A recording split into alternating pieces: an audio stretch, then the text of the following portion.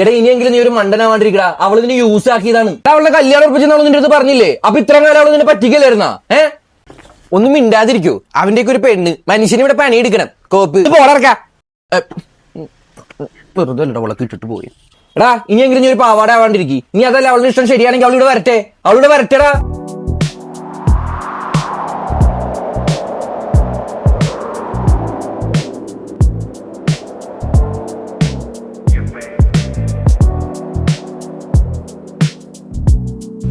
നീ എന്താ ഞാൻ വിളിച്ചിട്ട് ഫോൺ എടുക്കാത്തെ? എടാ നിന്റെ ഫോൺ നീ എടുക്കാതിരിക്കും. അവളോട് ഇറങ്ങി പോവാൻ പറടാ. അത് ഞാൻ കണ്ടില്ല. എവിടെ കണ്ടില്ല? നീ ഒന്ന് വന്നേ, എനിക്കൊന്ന് സംസാരിക്കാനുണ്ട്. എടാ പോടാ പോ. പോലടാ പാവാടടാ.